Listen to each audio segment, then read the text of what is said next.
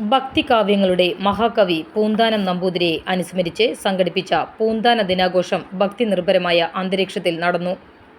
ദിനാഘോഷത്തിന്റെ ഭാഗമായി 1521 ക്ഷേത്രങ്ങൾക്ക് ധനസഹായമായി 10 കോടി രൂപ വിതരണം ചെയ്തു.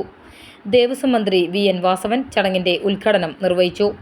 ഗുരുവായൂർ ദേവസ്വം ചെയർമാൻ VK വിജയൻ ചടങ്ങിൽ അധ്യക്ഷത വഹിച്ചു. പൂന്താനത്തിന്റെ ഭക്തിയും ആത്മീയതയും പുതുതലമുറയ്ക്ക് പ്രചോദനമാകട്ടെ എന്ന സന്ദേശത്തോടെയാണ് ആഘോഷം സമാപിച്ചത്.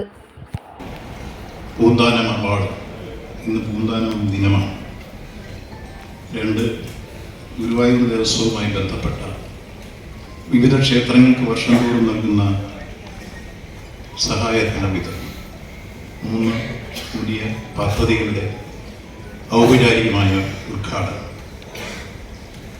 പ്രധാനമായി നമ്മൾ ഇന്നത്തെ ദിവസത്തെ കാണുന്നത് പൂന്താനം ദിനമാണ്.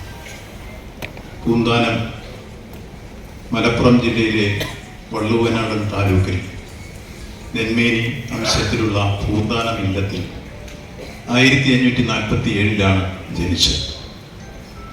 പൂന്താനവും അതേപോലെ തന്നെ മേൽപ്പത്തൂർ ഭട്ടതിരിപ്പാടുമാണ് യഥാർത്ഥത്തിൽ ഗുരുവായൂരപ്പനെ കഥാപാത്രമാക്കി ഏറ്റവും കൂടുതൽ രചനകൾ നടത്തിയിട്ടുണ്ട്.